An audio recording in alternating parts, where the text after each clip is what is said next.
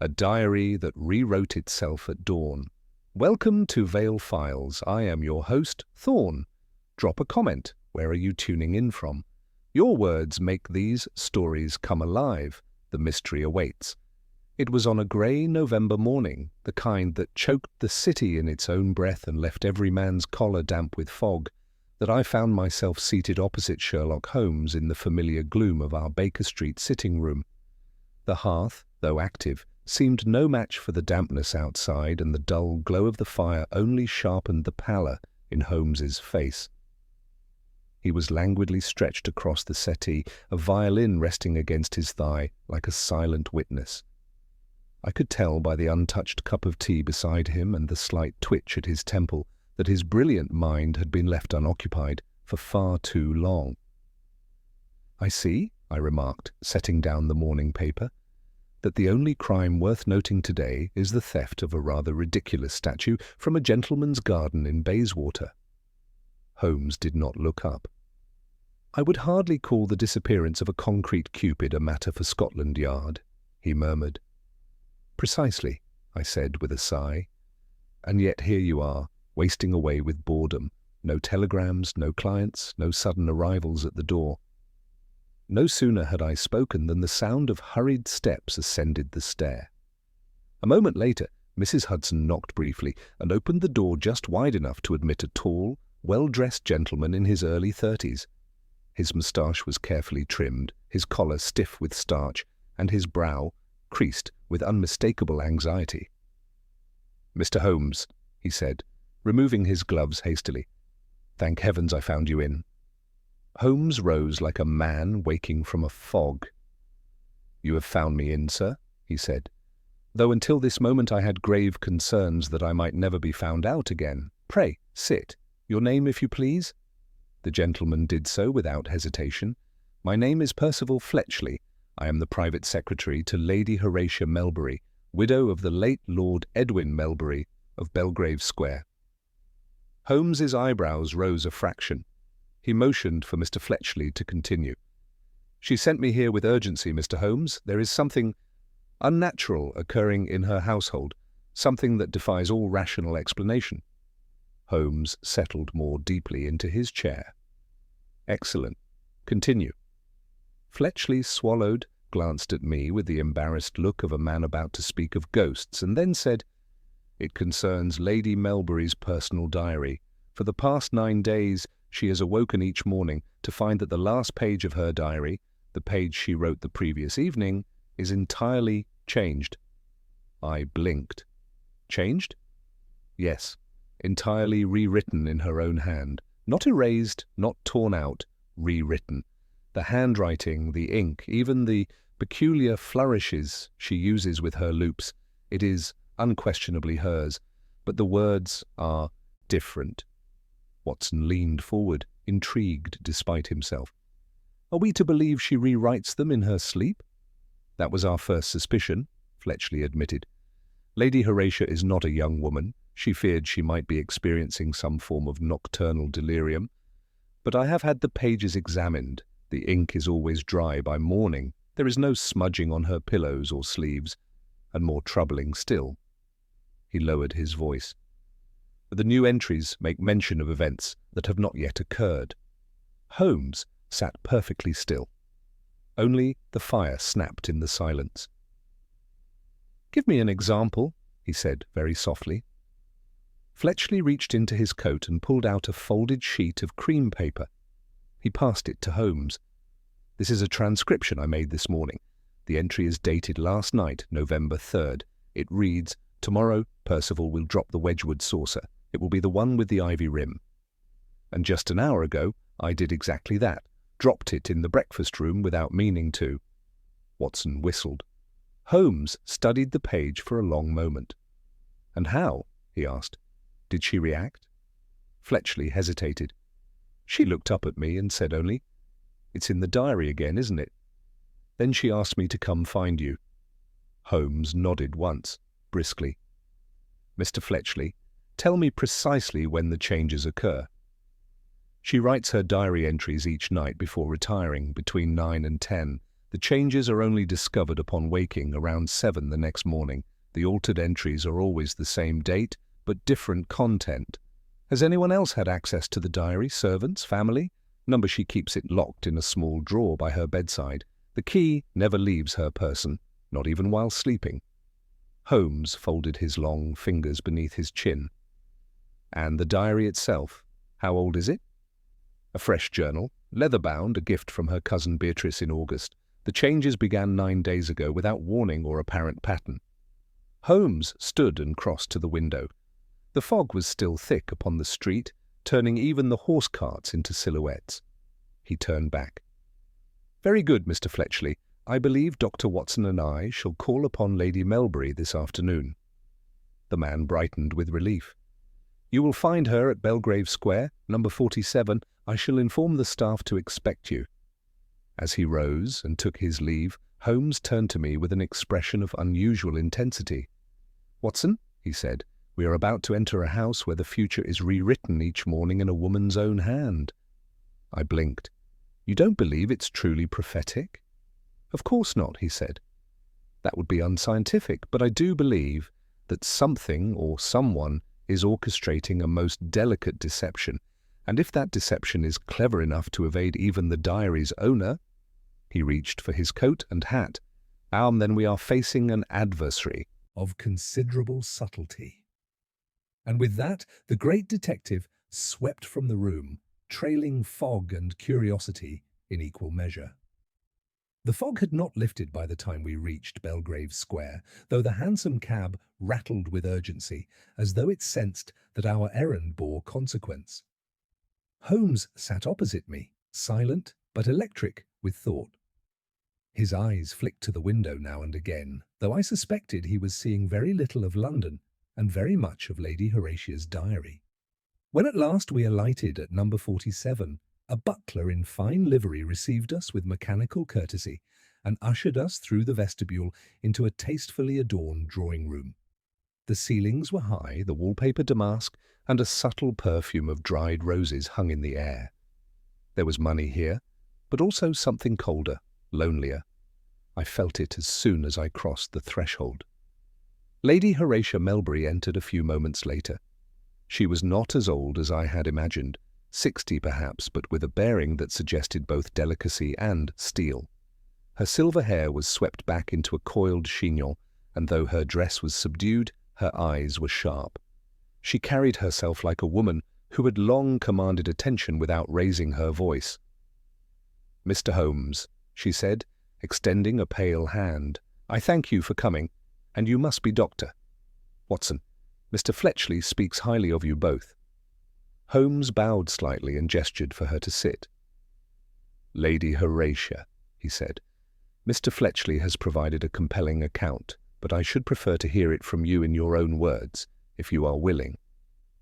She nodded, settling onto a settee with graceful precision. "I began writing in the diary on the 1st of September, she said. "A daily habit I've maintained, off and on, since I was a girl. This particular journal was a gift from my cousin, and quite a lovely one.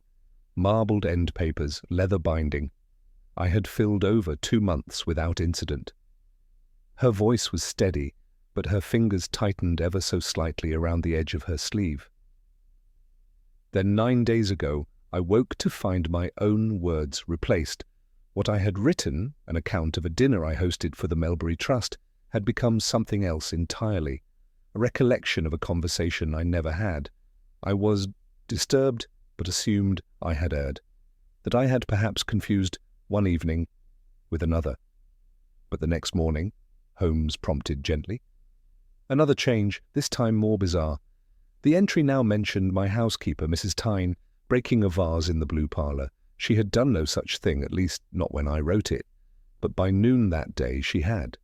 Holmes glanced at me, then back to her. "You are certain you did not alter the entries yourself, perhaps under the influence of sleepwalking or some somnambulistic episode?" She gave a faint smile. "I assure you, Mr. Holmes, I am no sleepwalker, and I take particular care in my bedtime routine. The diary is locked each night in the drawer beside my bed. The key remains on a ribbon about my neck, even now. She tugged gently at a silver chain, revealing a small brass key tucked beneath the collar of her blouse. "And the diary?" Holmes asked. She rose, crossed the room, and opened a small writing desk. From a drawer she withdrew the journal, rich brown leather with gold corners, and handed it to him. Holmes handled it as though it were a living thing. He turned the pages slowly, examining the handwriting, the ink, the feel of the paper. Then he flipped to the most recent entry. "It's in blue ink," he observed. "Yes, I always use blue. But the rewritten entries are in the same hue. I have had them tested." Holmes held a page to the light, examining the texture. "No indentations, no evidence of pressure beneath the altered pages. Remarkable. A perfect match in stroke, angle, and ink." He handed it to me, and I studied the penmanship. The loops and curls were indeed identical. I could find no clue that would suggest forgery or tampering. Holmes looked at Lady Horatia again. "Tell me, has anything else in the household changed since the entries began rewriting themselves? New staff, unusual guests, altered habits?" She hesitated. "My niece, Lillian, came to stay 2 weeks ago. She was meant to remain only a weekend, but she extended her visit. She is young, 22, and rather fond of her own opinions, but she keeps to herself mostly." "And does she know of the diary?" Holmes asked. "I have not spoken of it to her," Lady Horatia said, her voice a touch cooler. "She is an imaginative girl, prone to excess. I've seen no reason to involve her." Holmes nodded, as if filing the name away. "I should like to see your bedchamber," he said simply, "where the diary is kept." Lady Horatia blinked, but did not protest. She led us up a fine staircase to the first floor, then through a door on the left. Her room was immaculate, pale wallpaper, a heavy four-poster bed, and an ornate dressing table. To one side sat a nightstand with 2 drawers, the top of which bore a small brass lock.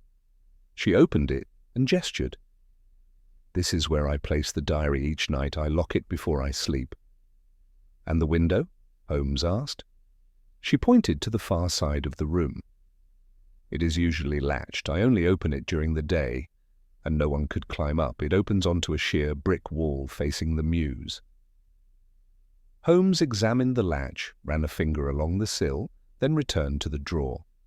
He closed it, turned the key, and then withdrew a thin magnifying lens from his pocket. He peered at the keyhole, then the lip of the drawer itself. "Watson," he said, "observe this slight abrasion, here and again here." I bent down, a faint scuff along the inner lip of the wood, barely perceptible. "As though the drawer had been picked," I said. "Exactly, but delicately, by a master. No common thief." Holmes straightened. "Lady Horatia, do you suspect anyone in this house capable of such skill?" "No," she said after a pause. "None of my staff have changed in years, save the gardener's assistant." "And even he—" Holmes raised a hand, gently. "I shall speak to them all in due course. But for now I should like to examine your niece's room, discreetly." Lady Horatia hesitated, but at last relented. We followed her down the corridor to a room adorned in soft pinks and pale wood. A half-read book sat on the nightstand, along with a hairbrush and a bottle of violet perfume. Holmes moved quickly, inspecting the writing desk, the floorboards, even the baseboards.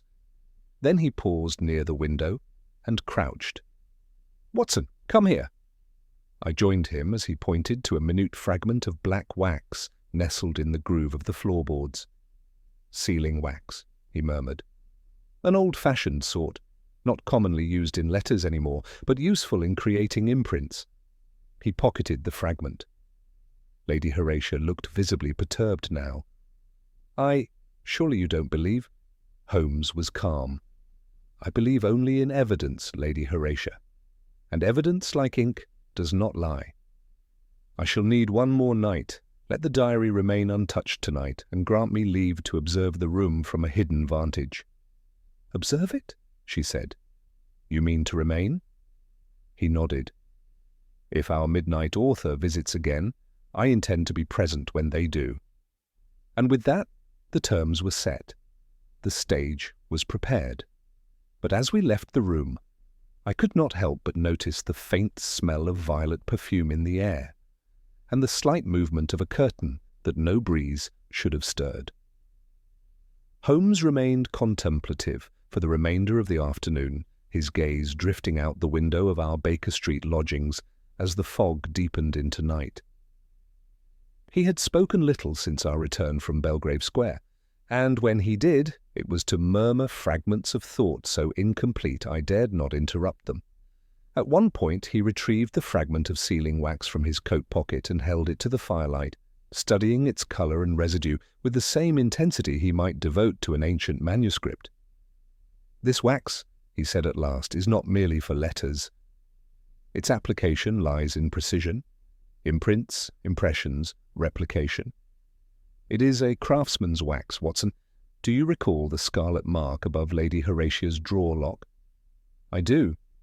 "A key was made," he said simply, "or rather copied, by someone with patience and opportunity." "Then we are to believe," I said, "that the drawer is being opened at night, the diary removed, and the entry somehow rewritten in Lady Horatia's own hand?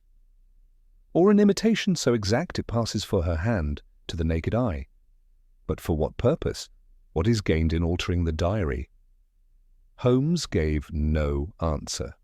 Instead, he turned abruptly and began packing his small leather satchel, the one he used only when nocturnal observation was required, a candle lantern, a collapsible field glass, his revolver, and a dark woolen wrap, all laid out with swift and practiced efficiency. "You're staying the night?" I asked. "Indeed. You are welcome to join me, Watson, though I suspect your talents would be better employed elsewhere. I shall need you well rested for tomorrow's interviews." I raised an eyebrow. "Interviews?" "The housekeeper, the niece, perhaps even the gardener's assistant. We must understand the rhythms of that household as well as the inhabitants themselves. Every detail matters. Every voice may offer something if one knows how to listen." And so it was that Holmes returned alone to Belgrave Square that evening, while I remained behind to compile a list of questions and consider the implications of what we had learned. I did not sleep easily. There was something insidious about the idea of a life being rewritten each night, a mind subtly tampered with. Diaries are meant to be private confessions, not battlegrounds for manipulation. It was nearly 7 when Holmes returned, coat damp with dew and the faintest trace of exhaustion beneath his eyes. Yet there was also a satisfaction in his manner, a cat that had not merely caught the mouse but had watched it dance first. "You saw someone?" I asked at once. "I heard someone first," he said. "Footsteps, very light, slippers perhaps. At precisely 22 minutes past 3, the door to Lady Horatia's room opened and closed. I had positioned myself inside the armoire, you understand, with a direct line of sight through a slatted panel. You must have been nearly frozen." My comfort was of little concern. The intruder, a figure dressed in a soft dressing gown, moved directly to the nightstand. No hesitation. She retrieved the key from around Lady Horatia's neck with surgical care, unlocked the drawer, and removed the diary. "She?" Holmes nodded. "A woman. I could not see her face, but her movements were practiced. She carried a folded cloth and placed it beneath the diary as she wrote, presumably to avoid disturbing the paper or leaving oil from her skin. She wrote quickly, perhaps 150 words, then dried the ink with a blotter and returned everything precisely as it was." "Did she return the key to its place?" "She did." "Extraordinary," I said. "And Lady Horatia never stirred?" "She did not. Likely a light draught or sleeping tonic is involved, something administered discreetly before bed." "But who was it, Holmes? The niece?" Holmes did not answer directly. Instead, he withdrew a small slip of paper from his satchel. "A copy of the altered entry," he said. I memorized it and transcribed it the moment I returned. I read the note aloud. "Tomorrow morning, Horatia will receive a telegram with a single name. She will not know it, but she must respond. The answer must be yes. I stared at it.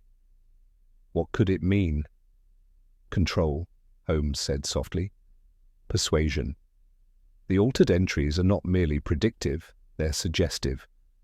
By implanting thoughts as if they were Lady Horatia's own memories or instincts, the forger gains influence. To what end? That is what we must discover, but make no mistake, this is not a prank or petty scheme. It is psychological infiltration, and quite a sophisticated one at that. At 9 o'clock, we returned to Belgrave Square. Lady Horatia greeted us in her study, her face pale but composed. She held the diary in her hand, opened to the latest entry. "You saw it," she said. "Did you see who's doing it?" Holmes inclined his head. "We saw what needed to be seen, but I must ask, have you received a telegram this morning?" She blinked in surprise. "Yes. How did you know?" "May I see it?"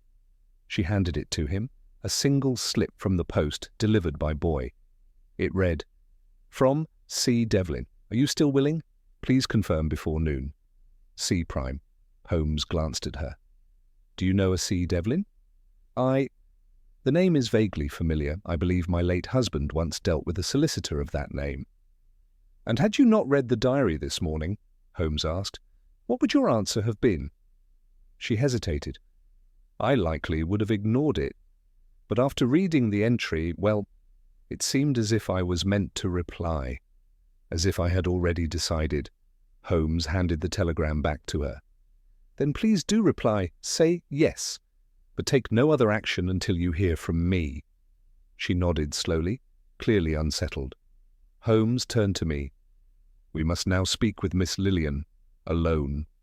Lady Horatia summoned her niece, and moments later a young woman entered, tall, dark-haired, with a sharp chin and keen eyes that did not flinch beneath scrutiny. She wore a modest gown and moved with the confidence of one who had nothing to prove and no intention of pretending otherwise. "You wish to speak with me, Mr. Holmes?" Holmes gestured to a seat, his tone calm. "Miss Lillian, your aunt has been experiencing a most curious phenomenon, one I suspect you are aware of." "I'm afraid I don't follow." "The diary?" A flicker, just there, behind the eyes. Then stillness. "Oh yes," she said lightly. "Her entry's changing. She mentioned it once. I assumed it was nerves." "She did not mention it to you?" Holmes said mildly. There was a pause, the faintest quiver in her hand. "No? Then perhaps I misremembered." Holmes leaned forward. "I observed someone enter her room last night, a woman. She moved with precision. She used the key around Lady Horatia's neck." Lillian said nothing. "You're remarkably skilled, Miss Lillian. The wax impression, the handwriting mimicry, it speaks of both artistry and practice, but the motive remains unclear." At last, her composure cracked. "She was losing herself," Lillian said quietly. "Becoming brittle, incapable of decision. She missed appointments, forgot names, and yet she would never accept help, never admit decline. But she reads her diary each morning like scripture." "And so you rewrote it for her?" Holmes asked. "No," Lillian said. "I rewrote it to guide her, to push her toward what was best. That telegram, it concerns the Melbury Trust.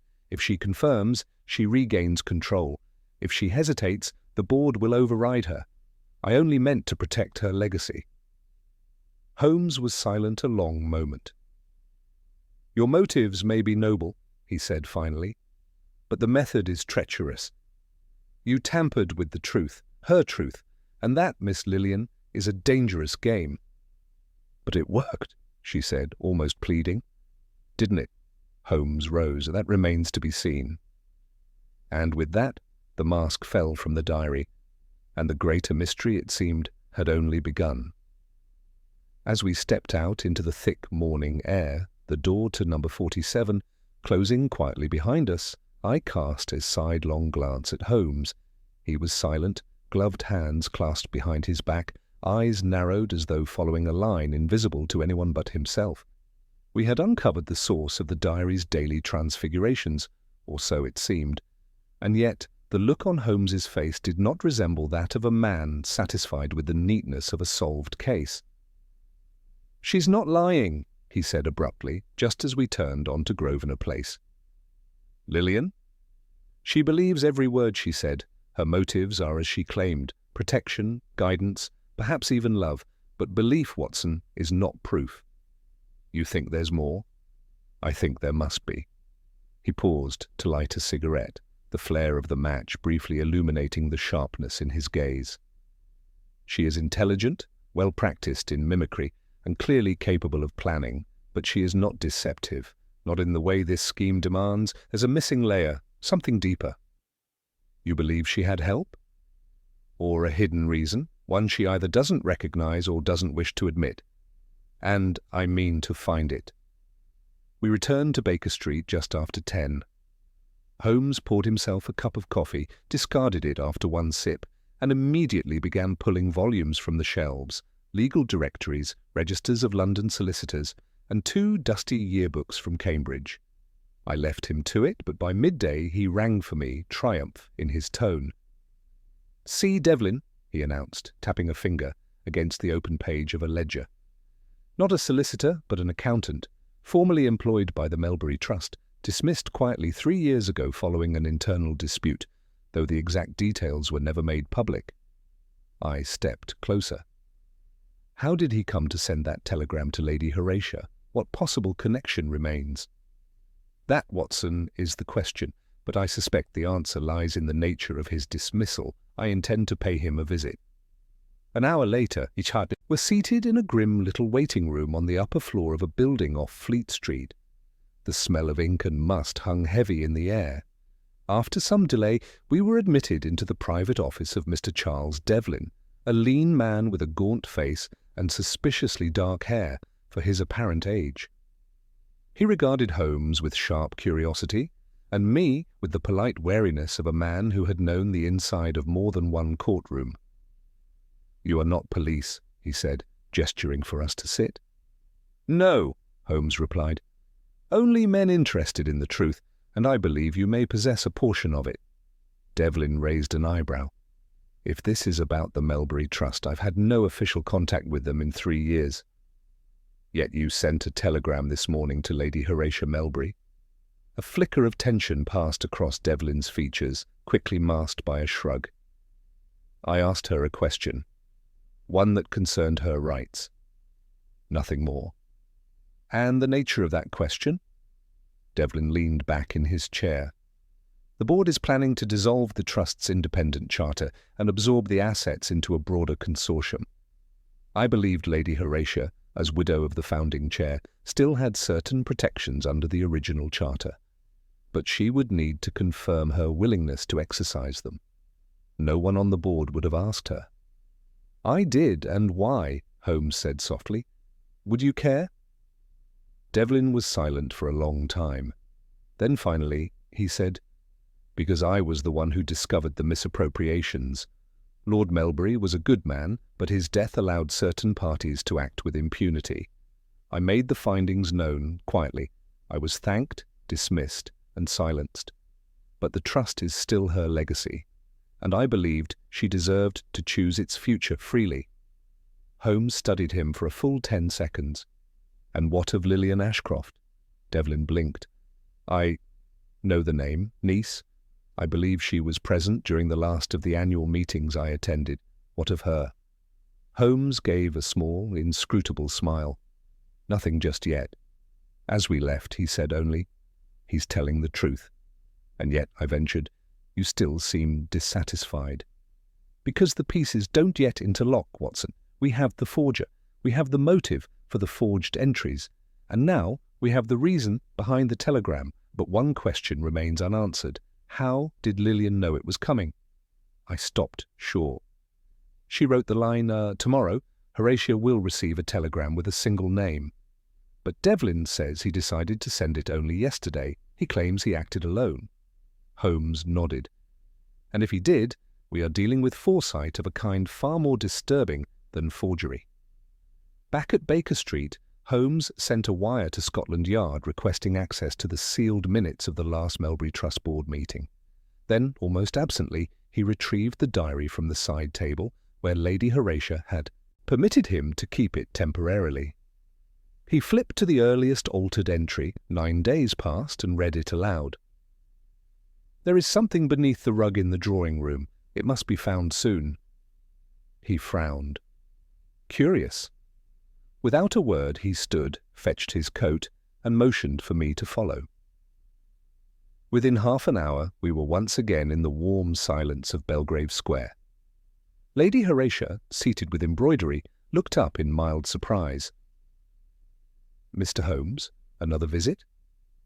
"I should like to examine the drawing room. Something caught my attention in the diary." She obliged, rising and leading us through. Holmes stepped across the ornate rug at the centre of the floor and then dropped suddenly to his knees.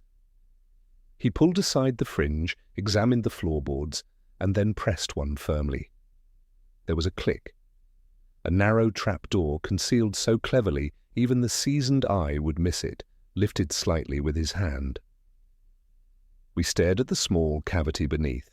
Inside, wrapped in a velvet pouch, was a thin bundle of old letters, bound with a rotting ribbon and sealed with Lord Melbury's crest. Holmes removed them delicately, opened the first, and read in silence. When he looked up, his face was grim. "Watson," he said quietly, "this is what someone was trying to keep hidden, and this is what our forger was guiding Lady Horatia toward. What is it?" "A confession, a letter from Lord Melbury to a man named Devlin. He admits to signing over a portion of the Trust's assets under duress, manipulated by another board member, a Mr. Alec Drummond." "Drummond?" I said. "That name hasn't surfaced. Number, but it will." He turned to Lady Horatia. "You must read these, and when you do, you will understand why your diary has been warning you, leading you, not only to protect your interests, but to uncover a truth buried with your husband."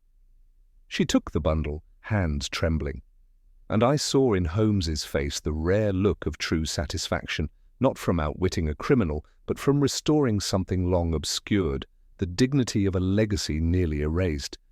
And yet I knew from the way he stood there watching the sealed pouch in her lap that something still tugged at his mind, a thread not yet pulled, because even now there remained one final question.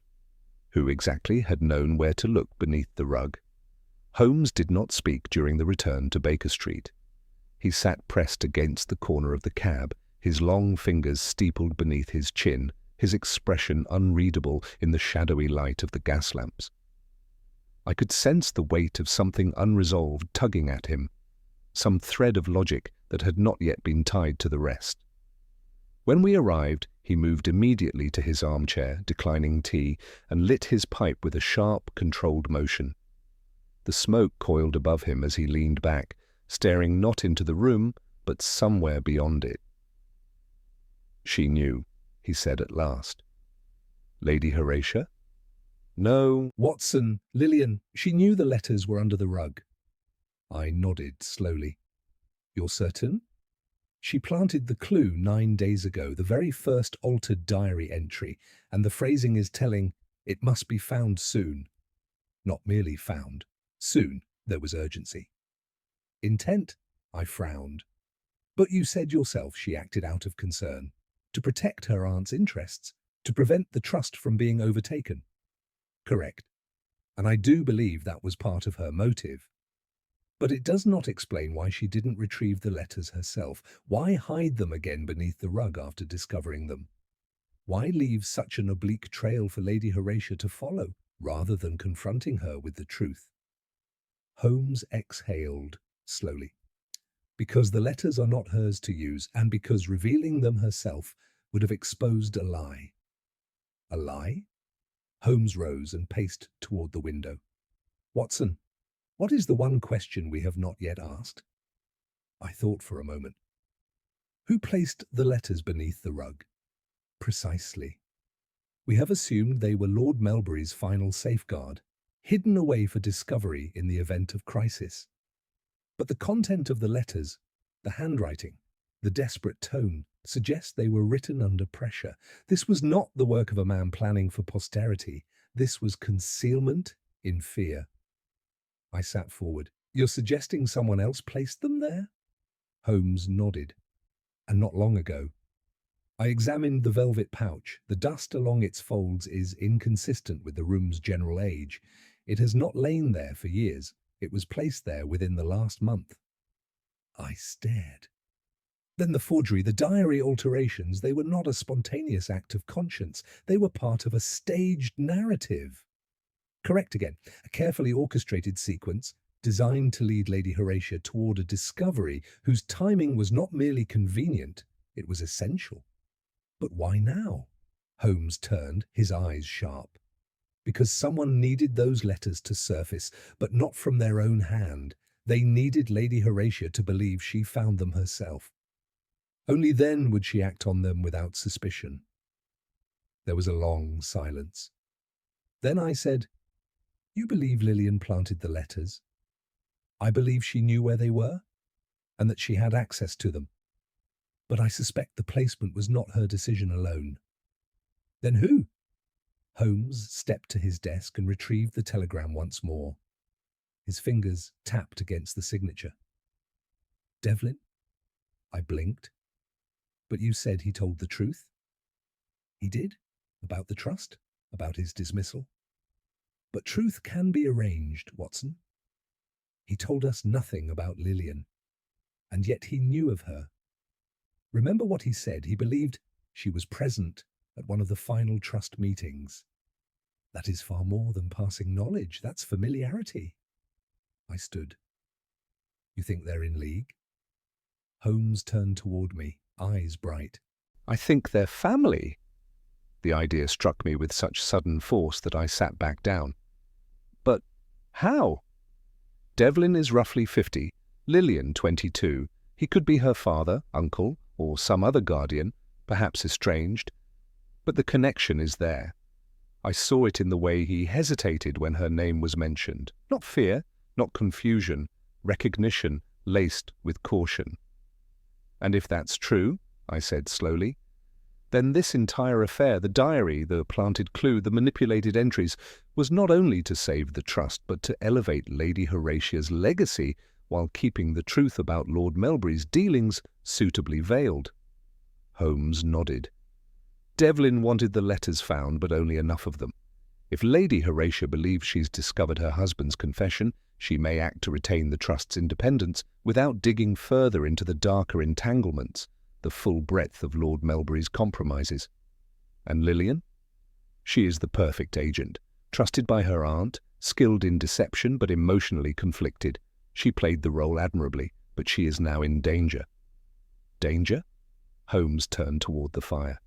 "Because if she hesitates, if she falters or reveals too much, Devlin will not hesitate to protect the narrative, and if he truly seeks to regain influence over the trust, he cannot allow Lillian to become a liability." I stood. "Then we must speak with her again." "No," Holmes said. "We must draw Devlin out, force his hand. The letters were bait, but he has not yet taken the final step. He is still waiting." "For what?" "For Lady Horatia to act. Once she does, once she announces her intention to oppose the dissolution, he will strike." That afternoon, Holmes penned a brief note to Lady Horatia, advising her to deliver a message to the board that she would be invoking her authority under the original trust charter. It was to be sent not as a private missive, but as a public statement circulated among the directors. "She will protest," I said. "She will comply," Holmes replied, "because she has seen the letters and because she believes it is her husband's wish." The note was dispatched by courier. By evening, Holmes had arranged a quiet surveillance team with Inspector Lestrade, 2 plainclothes constables stationed discreetly at Belgrave Square, and another at Devlin's modest office. We were not seeking arrest, Holmes insisted. We were observing the moment when truth, however artfully delayed, attempted to rewrite itself once again. It came sooner than expected. At 10:30 that night, a figure in a dark coat and hat slipped quietly up the servants' path behind number 47. He was cautious, but not enough. Holmes and I were stationed in the shadows near the garden wall. As he knelt to pick the rear lock, a silent, practiced motion, Holmes stepped forward.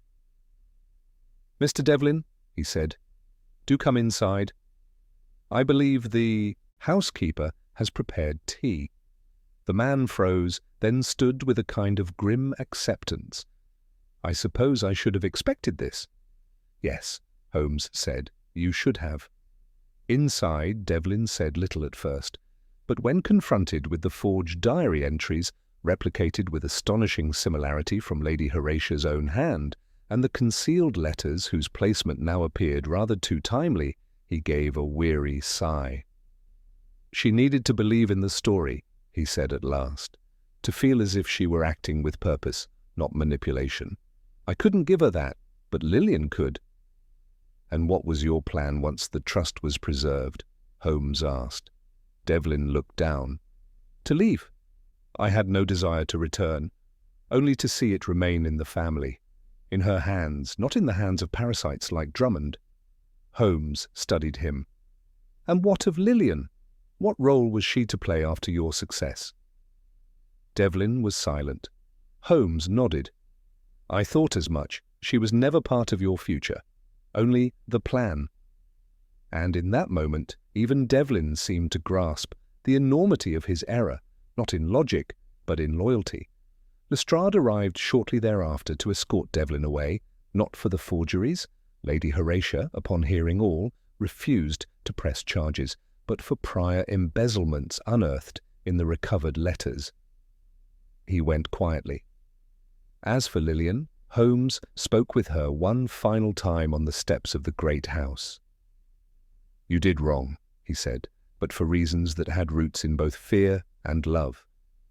You were used, Miss Ashcroft, but you were also the author of much that was true." She nodded, tears in her eyes. "Will she forgive me?" "In time," Holmes said, "if not with words, then with the preservation of her name." We departed into the deepening fog, another case closed, another deception unravelled. And yet, as we walked, Holmes seemed quieter than usual, reflective. "I wonder, Watson," he said softly, "how many truths go undiscovered because the lie told is gentler?" "Too many," I replied. "But today at least we chose clarity." And in the curling mist of a London night, the ghost of a rewritten diary faded at last into memory. The following morning found Holmes at the breakfast table with his fingers pressed to his temples, eyes half-lidded in contemplation as the sunlight slipped in feebly through the parted curtains. The fire crackled, but did little to warm the tension that still lingered from the night before. I had expected him to be pleased. The mystery had, by all appearances, been resolved. Devlin had confessed to the orchestration, Lillian had admitted her part, and Lady Horatia's authority over the Melbury Trust was secured once more. And yet Holmes sat there like a man, still listening for a footfall that had not yet come. "You're unsatisfied," I said at last, lowering my teacup. "Curiously so, Watson," Holmes murmured. "The machinery of deception is evident, but I find myself troubled by the subtlety of the architecture." "You mean Devlin's plan?" "Indeed. Consider the complexity, the wax impression of the key, the perfect mimicry of Lady Horatia's handwriting, the staggered entries that grew progressively suggestive, and above all, the choice to allow Lady Horatia to discover the letters at a moment which would trigger the exact legal response necessary to block the board's takeover." I frowned. It was a calculated manipulation, no doubt. Yes, but Devlin is an accountant, and Lillian, though clever, is an amateur. There is a thread of sophistication here that feels foreign to both of them, a certain refinement in psychological strategy. He stood abruptly and walked to the mantel, staring into the fire. Lillian was not the architect, she was the instrument. Devlin, too, was only part of the apparatus, but someone else set it into motion. I stared at him. Holmes, surely we're not inventing ghosts. Devlin is under guard, the letters are verified, and Lady Horatia has corroborated much of it. Corroboration, my dear Watson, is not the same as origin. What troubles me most is not what Devlin said, but what he left unsaid, and more importantly, how he came to know that the board would act precisely this week. You suspect he was tipped off? I suspect he was steered. There was a knock at the door, brisk and precise.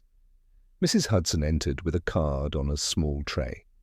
Holmes took it and raised an eyebrow. "Well, speak of the architect," he said. "Mr. Alec Drummond has requested an audience." "Drummond?" I said, surprised. "Why would he come here?" "Because the letters implicate him, and because he has learned they are now in Lady Horatia's possession." Within minutes, a tall, meticulously dressed gentleman was ushered into our sitting room. He bore the easy confidence of a man who had spent his life in exclusive clubs and private boardrooms. There was no fear in his eyes, only a calculating glint as he assessed Holmes and, briefly, me. "Mr. Holmes," he said coolly. "Dr. Watson, thank you for receiving me without appointment. I expect you know why I'm here."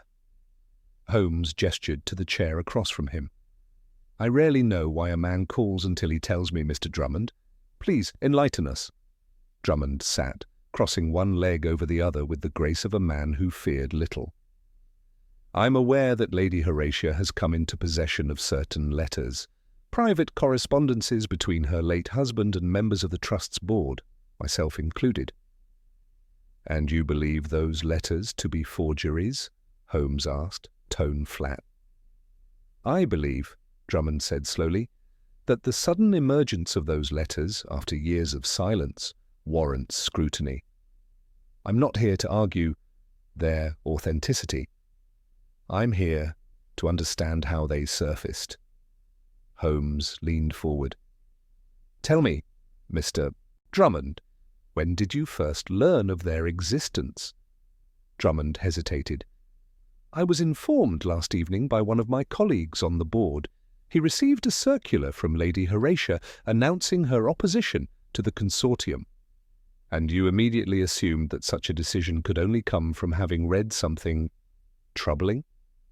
"I've known Horatia for 2 decades, Drummond replied. "She does not move rashly. Someone manipulated her into this posture, and I intend to know who." Holmes was silent for a moment, then said, "The handwriting in the diary was forged." Drummond did not react. "Yes, that rumour has reached me as well. Rather poetic, don't you think? The voice of the dead guiding the living." Holmes narrowed his eyes. "You're remarkably calm for a man whose reputation may be on the verge of collapse." Drummond smiled faintly. "I have survived worse than letters, Mr. Holmes. If they are genuine, then I shall face them in court. If they are not, the matter will dissolve. I did not come to threaten or posture. I came to inquire, because someone is playing a long game here, and I intend to know whether you are part of it." With that, he rose and placed a calling card on the table. "I shall remain at my club until the weekend. Should you find anything that suggests these ghosts are walking again, do let me know." And with that, he departed. Holmes did not move for some time. "He is afraid," Holmes said at last, "but not of the letters, of the designer behind them." "You think he's not involved?" "Oh, he is involved, Watson, but he no longer holds the reins. Someone has orchestrated a sequence of events that forces all players to act in accordance with a hidden script. The altered diary entries, the discovery of the letters, the public announcement, all these were prepared with exquisite timing." I stood slowly. "Then there's still a puppeteer?" Holmes nodded. "And I intend to find out who." That afternoon, Holmes paid a quiet visit to the clerk's office of the Melbury Trust. He returned with an innocuous sheet of parchment, an attendance log for a subcommittee meeting held nearly 4 weeks ago. 3 names were expected, 4 signatures appeared, and one, scratched in a careful hand, bore the name of a woman I had not seen mentioned before. "Miss Edith Vale," Holmes said, "former secretary to Lady Horatia's cousin, temporarily assigned to the trust to assist with file transfers. She was dismissed 2 weeks ago with a generous reference." Was she involved? She had access to both the House and the board's internal communications.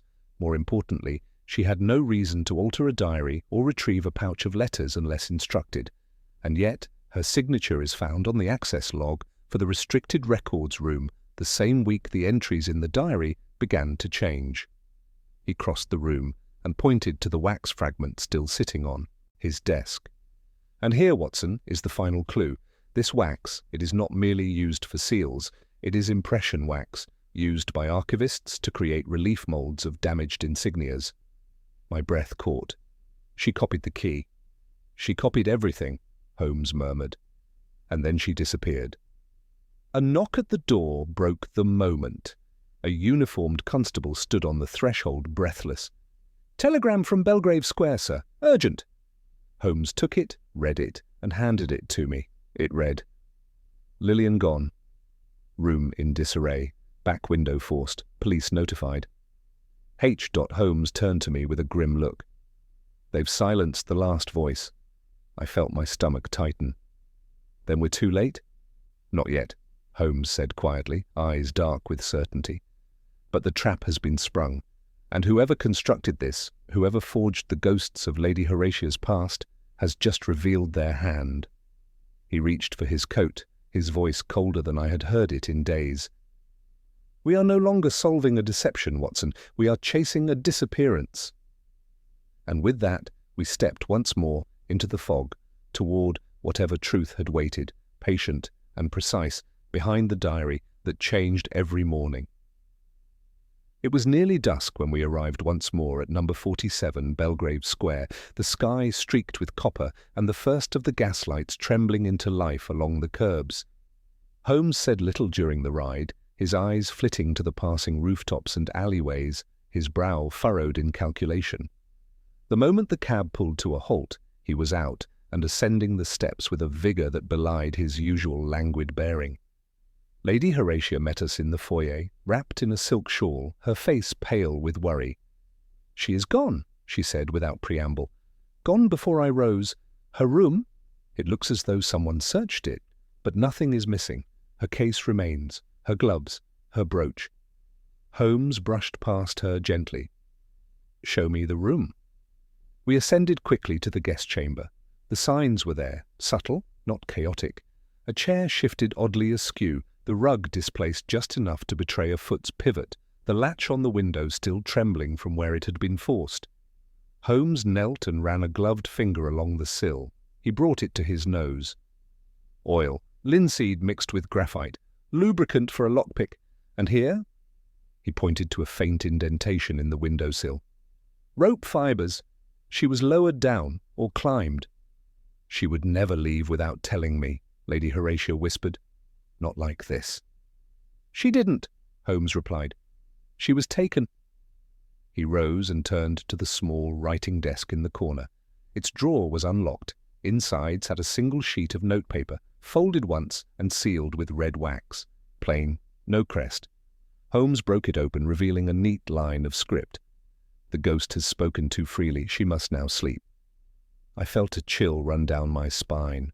Holmes's mouth drew tight, unreadable. "She's alive," he said. "For now. This isn't a declaration, it's a threat, meant for us." Lady Horatia clutched the edge of the desk. "What do they want from her?" Holmes did not answer immediately.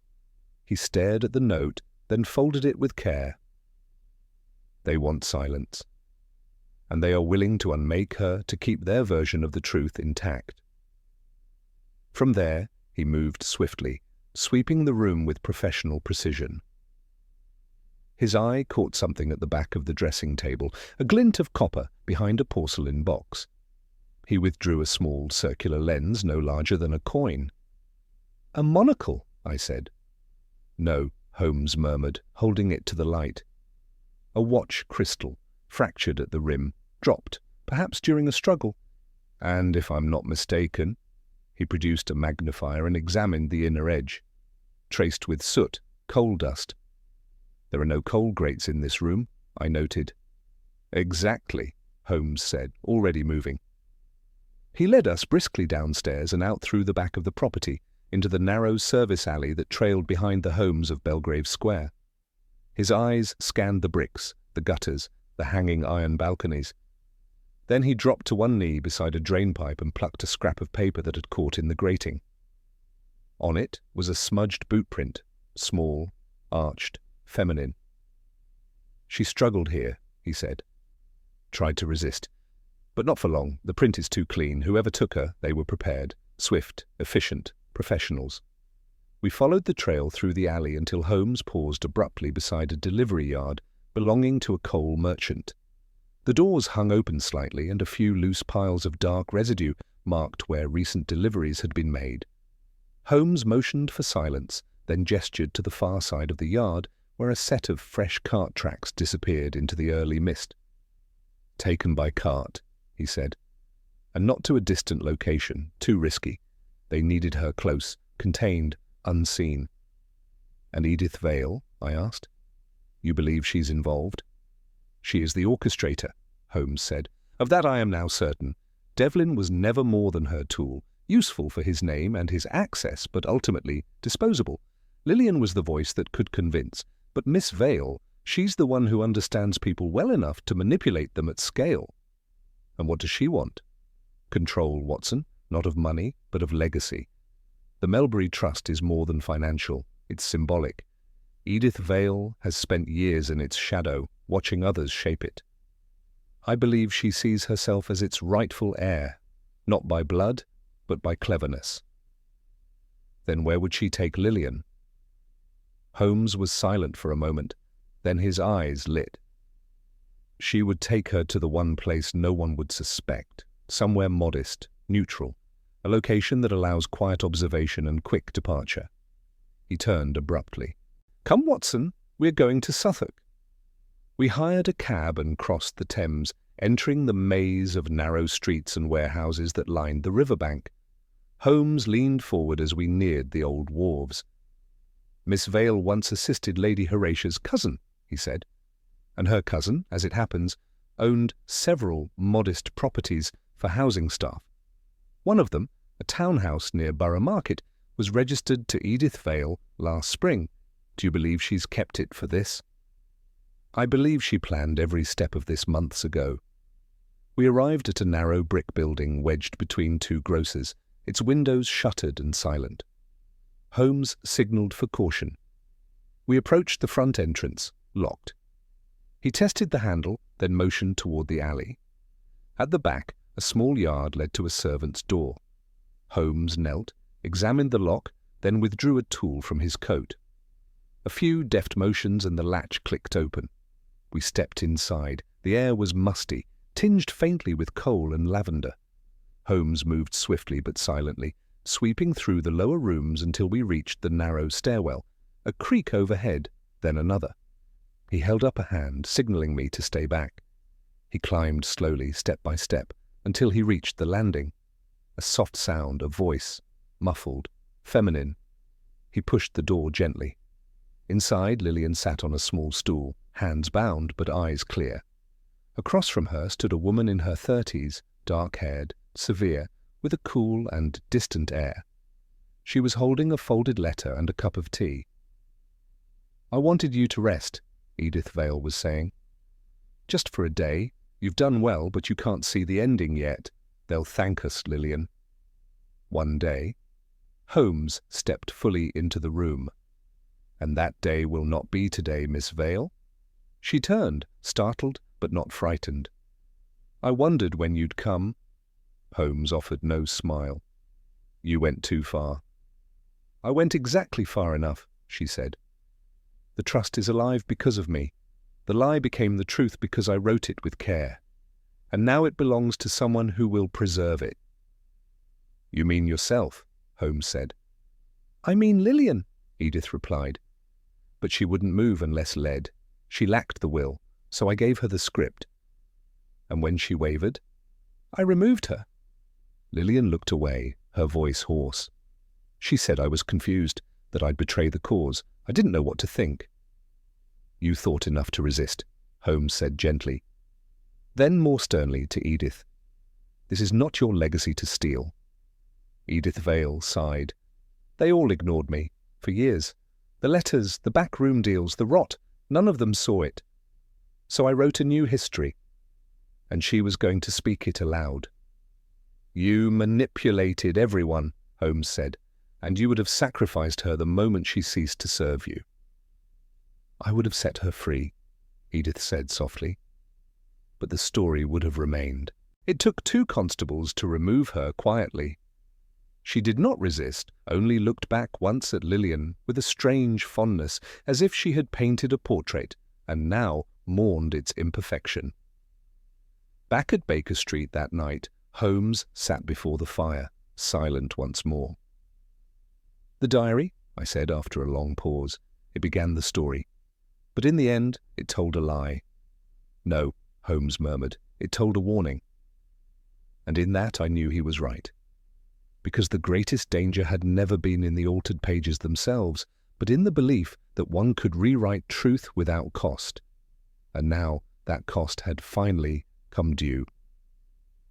For 2 days following Edith Vale's arrest, the streets around Baker Street seemed strangely quieter, as though the final chords of a long, dissonant piece had faded into stillness. Holmes said little of the case, yet I could sense his thoughts were not at rest. He did not resume his violin, nor did he launch into a new monograph as he often did when a case was concluded. Instead, he sat with his back to the window for hours at a time, watching the light change and returning again and again to Lady Horatia's diary, turning the pages with deliberate care, studying not just the ink, but the pattern beneath it. I watched him from across the room on the second afternoon, pen in hand, attempting to gather my own reflections for the article I had begun. The diary that wrote itself, a study in influence and invention. But each time I began a sentence, Holmes would rise, pace a little, then return to the same page as before. I closed my notebook. "You still believe something remains unresolved," I said finally. He looked up, faintly surprised to be spoken to, then gave a short nod. "I do. The architect has been unmasked. The motive was clear. Lillian is safe, and the trust secured." "True. But the diary, Watson?" "The diary," I frowned. "You think it still holds a secret?" "Not the words," he said. "The rhythm." He closed it, letting the leather cover fall shut with a soft tap. Edith Vale was methodical, calculated. She chose Lillian for a reason: empathy, proximity, naivety. But if you observe the cadence of the altered entries, their phrasing, their emotional nuance, they reflect someone else entirely. A different emotional signature. Less mechanical, more intimate. I rose slowly. "You think someone else helped write them?" "I think Edith Vale did not author every word she took credit for. But to what end? She had full control. Why invite another hand?" Holmes stood and walked to the fire, then reached into the grate where the last log had blackened into ash. With a poker, he pushed aside a folded scrap of half-burned paper, torn, ink-smudged, and stamped with a faint watermark. He lifted it gently and brought it to the desk. "This was wedged behind the stove in the safe house where Lillian was held," he said. "I noticed it during our search, but dismissed it at the time. I've since coaxed it into partial legibility." He laid it out before me. "You must not let her doubt herself. Make it soft. Write it with warmth. Do not tell. Remind. If she believes it's from her own heart, she will follow it without fear." I stared at the words. "This isn't Edith's voice." "No," Holmes said, tapping the paper. "This is someone else. Someone who understood Lady Horatia not merely as a subject, but as a soul. The entries changed because they were written, not as manipulations, but as comforts. Edith turned them into tools. But this was the first hand." He stepped away from the desk and looked at me. "Whoever wrote this draft shaped the tone of the first entries, the ones that Lady Horatia herself described as familiar. That is a word she never used to describe Edith Vale." My mind turned quickly. "Then we've missed someone entirely?" Holmes nodded. "And I suspect they've been near us the entire time." He moved to his desk and opened a drawer. From it, he withdrew a small black book, the household roster for Lady Horatia's staff. I remembered when he'd acquired it, during our earliest visit, when Lady Horatia had shown us to her writing desk. Holmes had swept the room with a glance, and without comment, pocketed the book as one might gather a dropped handkerchief. He now opened it to the last page. "Observe this name," he said. "Bottom of the list. I leaned in. Cora Pelham, lady's maid, temporary, assigned from Melbury Hall estate staff, present since August." "Pelham?" I said. "I don't recall seeing her." "Nor did we speak with her," Holmes replied. "She was not present during any of our visits, nor was she mentioned by Lady Horatia. Curious for a personal maid. She might have been dismissed quietly during the chaos, or she might have vanished." He moved quickly then, penning a note to Lestrade, requesting a search of domestic registries and transportation logs for any recent departures under the name Pelham. Within hours, a reply returned by courier. Cora Pelham had boarded a morning train to Winchester 2 days prior, the very morning after Edith's arrest. A second note followed, this time to Lady Horatia. She replied in her own hand, delivered by Fletchley. "Mr. Holmes, I had entirely forgotten Miss Pelham's presence during this ordeal. She arrived from Melbury Hall as a favour from my cousin Beatrice. Quiet girl, never imposed herself. I believe she left a note saying her father was ill. I have not heard from her since." Holmes read it twice, then folded it carefully. "That," he said, "is the woman we must find." By the next morning we were bound for Winchester, arriving beneath grey skies that threatened rain. Holmes had traced the Pelham name to a modest cottage just outside the town, a half-hour's walk beyond the cathedral grounds. We found it nestled behind an overgrown hedge, its windows shuttered, smoke curling faintly from the chimney. Holmes knocked. No answer. He knocked again, louder. At last, the door creaked open to reveal a pale young woman of perhaps 25, her eyes lined with sleeplessness and her hands stained faintly with ink. "Miss Pelham," Holmes said gently, "we've come regarding the diary." She stiffened, mouth opening, then closing. "I've nothing to do with that." "No?" Holmes stepped forward, but not threateningly. "Then perhaps you'll explain why your handwriting appears in notes recovered from Edith Vale's hideout, and why the emotional cadence of the diary entries shifted after your departure." Cora blinked rapidly. "I only meant to help her. Lady Horatia was adrift. She would sit by the window and forget the hour. She'd ask after her husband, sometimes twice in the same afternoon." Her voice trembled. "I began writing small notes, things she'd said, reminders. I never meant for them to become entries. Edith saw them once. She said I had a gift for tone, for voice. She told me I could help restore something beautiful." Holmes listened, eyes unreadable. "She said we'd write a few entries, just gentle guidance, nothing forceful. But then it changed. The messages grew more precise and cold. She used phrases I'd never written. I confronted her, and the next morning she told me my post had ended. Said Lady Horatia had dismissed me for overstepping." "She lied," I said. Cora nodded slowly. "I know that now, but at the time, I believed her." Holmes moved to the window, silent for a moment. "You are not culpable, Miss Pelham," he said finally.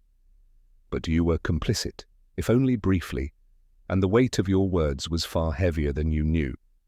She lowered her eyes. "What will happen to her?" "Edith Vale will be tried for unlawful detainment, impersonation, and conspiracy to defraud. But I do not believe she will stand alone. Her network was deeper than we imagined. You may yet be asked to testify." "I will," Cora said softly, "for Lady Horatia." We returned to London that evening. Holmes carried with him a small envelope containing the first 3 notes Cora had written to Lady Horatia, recovered from a trunk beneath the cottage bed. He delivered them personally to Belgrave Square. Lady Horatia sat by the fire when we arrived, her expression composed but distant. Holmes placed the envelope on the table beside her. "These," he said, "were the true beginning. Not lies, but care, written in a voice that tried to protect rather than deceive." She opened the envelope, her hands trembling slightly. As she read the first note, a single tear slid down her cheek, but she did not speak. Holmes bowed his head. There are many ways to guide the future, Lady Horatia, but the truest path is rarely the one forged in ink. It is the one remembered in silence. And with that, he turned and left, the rain beginning to fall gently against the windows as the truth, at last, settled into its final form. The day after Holmes placed the envelope of notes into Lady Horatia's hands, a strange calm fell upon our lodgings in Baker Street. Outside, the city rumbled on as it always did, horse hooves on cobbles, hawkers shouting, smoke trailing in grey columns toward the sky. But inside, something had shifted. Holmes moved through the flat with a quietness that suggested not exhaustion, but reflection. He had resolved the threads of the diary case, and yet he spent long hours at his desk not working, but reading letters, legal journals, even poetry, which he usually considered a frivolous indulgence. I found him that morning with an unopened telegram in his hand, its ribbon seal unbroken. He looked at it as though it were not a message but a verdict. "You're expecting bad news?" I asked. "I am expecting the end of something," he said, without looking up. "The question is only whose ending it will be." I sat opposite him. "This case, there's more to it still, isn't there?" "Not more, Watson," he said, setting the telegram down at last. "Just deeper. When I spoke to Cora Pelham, I believed I understood the shape of what had occurred. I believed Edith Vale had used her to soften the tone of the forgeries, to ease Lady Horatia into compliance. But last night, something struck me. The handwriting, the emotional inflection, the earliest diary entries." He paused and looked at me intently. "They weren't just persuasive, Watson. They were intimate. Too intimate." "You mean Cora knew Lady Horatia better than she claimed?" "I mean," Holmes said slowly, "that Cora Pelham may not have been who she claimed at all."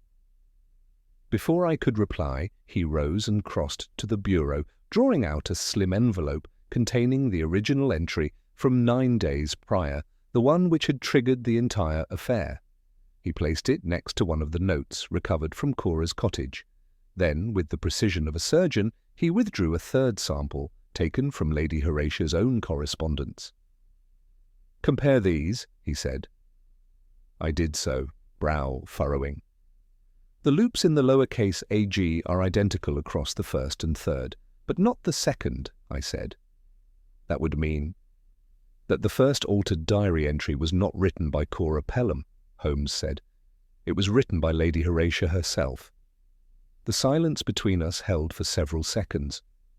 "That's impossible," I said. "She swore the entries had changed, that they were not her own." Holmes nodded. "And I believe she believed that. But consider her state of mind. Widowed, isolated, her memory beginning to fade in places. Now imagine a gentle influence around her, a companion who encourages her to write what she feels, not necessarily what occurred, who reassures her that memory is malleable, that the past can be softened. Cora. Indeed, Cora, who was not a servant at all, but a carefully placed agent, someone who had been trained to work on the mind, not the house, someone planted by Edith Vale not to forge entries, but to guide them. My voice dropped. You think she was a psychological operative? She used a patient's trust to plant suggestion to shape memory. But when Edith's designs grew bolder, when she needed the entries to take a firmer tone, it was Cora who hesitated, and for that she was dismissed. But why would she help us afterward? I asked. She confessed. She gave us her notes. Holmes leaned back. Because she saw what Edith was willing to do. Taking Lillian was a step too far. She may have been part of the deception, but she never imagined it would turn cruel. Then what now? I asked. Do we tell Lady Horatia? Do we arrest Cora? No, Holmes said, folding the papers. Not yet. Because the deception has already accomplished its purpose. He returned the papers to the drawer and placed his hand on the telegram at last. He opened it carefully, reading in silence. Then he passed it to me, from Inspector Lestrade. Edith Vale being transferred from holding cell at Southwark Court to infirmary after collapse. Symptoms include blurred vision, vomiting, believed to have ingested laudanum or worse. Will update. G. Lestrade. My blood ran cold. You think she meant to escape justice? Holmes nodded grimly. Or to evade it in another form. Laudanum in excess is not a cry for help, Watson. It is a curtain drop. And Cora? Gone, he said. Lestrade sent a man to the Winchester address this morning. The cottage was empty. No sign of struggle, no sign of recent packing. Vanished. I stared out the window. Then what are we left with? The truth is fragmented. The diary is still a puzzle. Lillian is healing but shaken. And Lady Horatia... She is the key, Holmes said, and the answer. He stepped to the fire and stood for a long moment before speaking again. I visited her last evening, he said. Privately. I brought the entries, original, altered, and suspected. I laid them out not as accusations but as questions. And she answered me. He turned to me. She remembered Cora Pelham, but not how she came to trust her. She remembered writing the first entry, but not the exact phrasing. She remembered Edith vaguely, but only in fragments, and yet she remembered, most vividly, the moment she found the letters beneath the rug. Because she believed it was her own discovery, I said. No, Holmes replied. Because it was. The letters were real. They were planted, yes, but their contents were genuine. Lady Horatia, through confusion or instinct, followed the trail Edith laid. And when she read those letters, something awoke in her that no forgery could produce. A final moment of clarity, I said softly. Exactly. A woman on the edge of doubt found a reason to stand. Again, not because someone wrote it into her diary, but because the lie accidentally led her to the truth. We sat in silence for a while. Then Holmes said, "This is no longer a case of criminality alone. It is a study in belief, Watson, in memory, in the fragility of identity when voices whisper around us, not to deceive, but to mold." And yet, I said, someone still must answer for what was done. Yes, Holmes said, but not now. Let the law deal with Edith. Let time carry Cora to her next hiding place. The truth, what matters of it, already sits with Lady Horatia, and I suspect she will do more with it than we ever could. That evening, as the lamps flickered on in the fog-streaked street, a small parcel arrived at our door. No return address.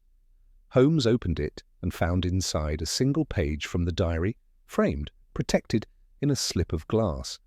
It was the final entry, dated only the day before. In Lady Horatia's own hand it read, "The voices have quieted."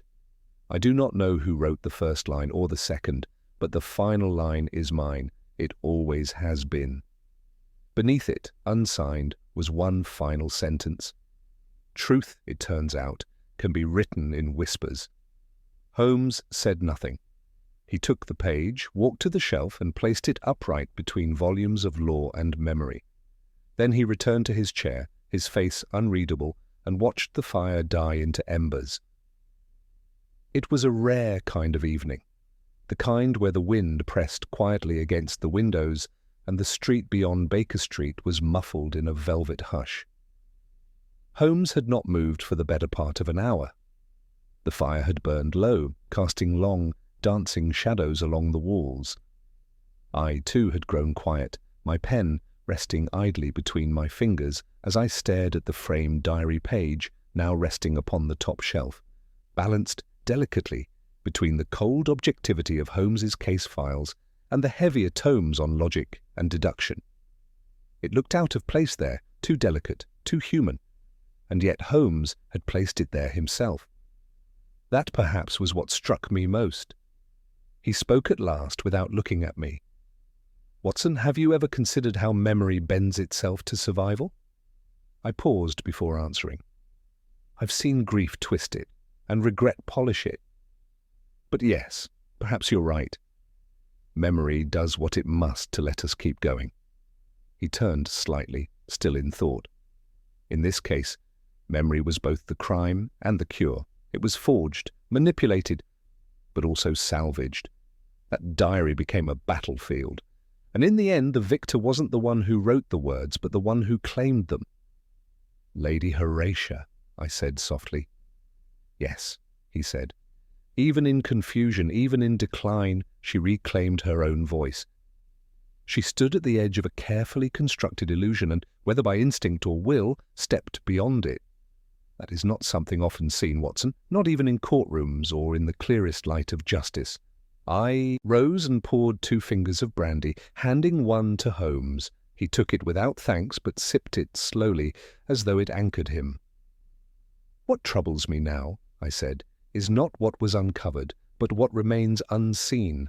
Cora Pelham is still out there. Edith Vale, assuming she survives the attempt, will surely face trial. But the real damage, the rearrangement of truth in the mind of a vulnerable woman, has already been done. Yes, Holmes said. But not fatally. There are wounds the law cannot suture, Watson, and some, remarkably, the mind finds a way to close on its own. He stood then, slowly, and went to the window. The fog outside was thin and high, the stars barely visible through its gauze.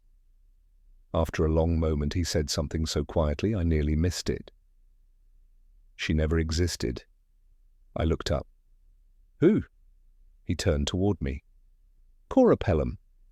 I checked the Melbury Hall staff records, those dating back 5 years. There is no such woman on record, not even temporarily, no maid, no cousin's recommendation, nothing. She appeared in August, left in October, no references, no name trail. You think it was an alias? I know it was, Holmes said, but I cannot yet say who she was before she entered Lady Horatia's house, or what name she's taken now, and that, Watson, is what unsettles me. Because she might return? Holmes shook his head slowly. Because she never meant to return. Her work is done, and she knew how to disappear the way others know how to tie a cravat, which means she's done it before. He crossed to the shelf and removed the framed page. There's a tone in this handwriting, poised, almost poetic, controlled, but not cold.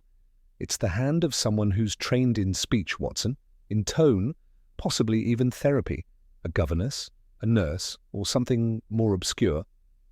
I reached for the envelope that had held the page when it arrived. There was no return address, was there? Number, but there was something else. He removed the sheet from the frame and turned it over. On the back corner, in pale pencil, was a symbol, a tiny spiral enclosed in a triangle. He held it toward me. Does it mean anything to you? He asked. No, I admitted. Should it? It's a private emblem, Holmes said. One used by a now-defunct society based in Zurich. They called themselves the Athenaeum Circle, half charlatans, half scientists, people obsessed with memory modification, therapeutic suggestion, even the rewriting of personality through guided journaling. Like what was done to Lady Horatia? Precisely. The group was disbanded 10 years ago under pressure from the Swiss government, but their ideas filtered outward into mental hospitals, spiritual salons, even the occasional intelligence office. You think Cora, if that's even her name, was one of them? I think she was trained by someone who was. He set the page back into the frame and replaced it on the shelf. And I think, Watson, that we've just caught a whisper of a larger storm. At that moment, the doorbell rang downstairs, a sound so ordinary that for a second it didn't register. Holmes didn't move, but when Mrs. Hudson called up that a visitor had left an envelope, Holmes descended quickly and returned with it in hand. This time it was sealed with deep blue wax. No crest, just the same spiral triangle mark pressed faintly into the seal. Holmes opened it with a letter opener, pulled out a single folded card, and read it silently before handing it to me. It read, "Your methods are precise. Your loyalty admirable. But not all stories are written for truth. Some are written to soften a fall. She is safe now. And that, in the end, was the goal. Let memory settle where it may. The rest is dust."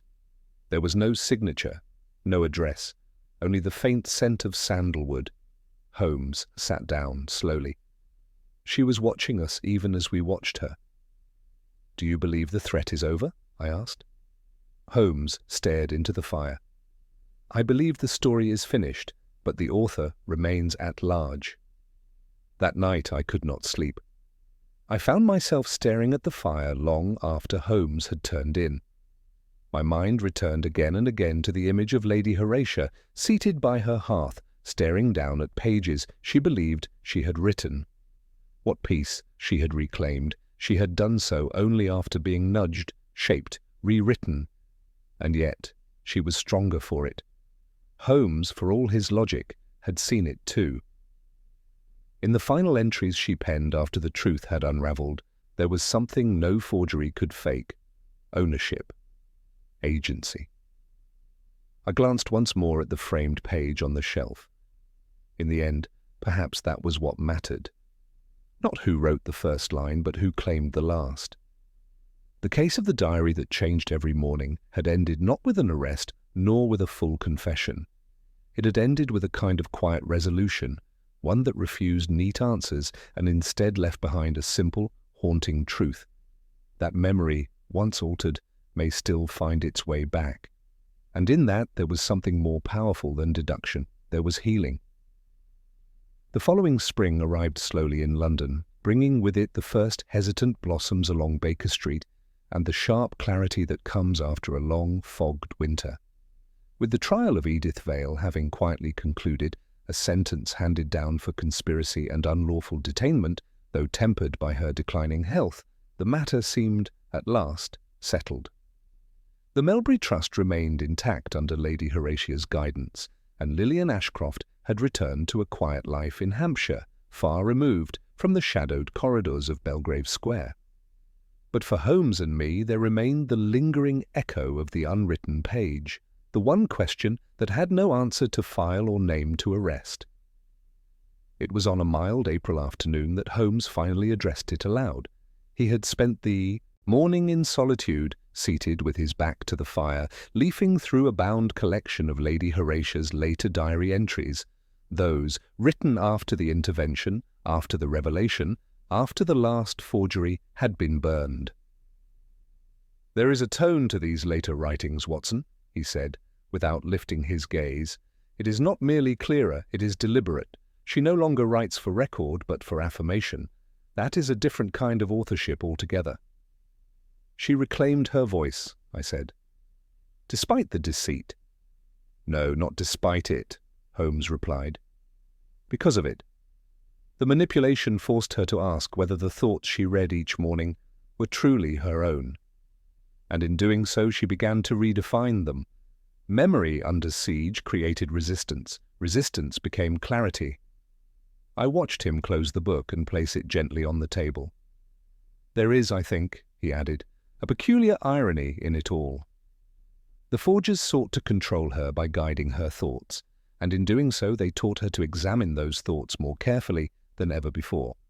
He turned to me, "And that, Watson, may be the most unintentional mercy of all." A knock at the door interrupted us. Mrs. Hudson, bearing a parcel addressed in familiar looping handwriting. "From Lady Horatia," she said, placing it on the table.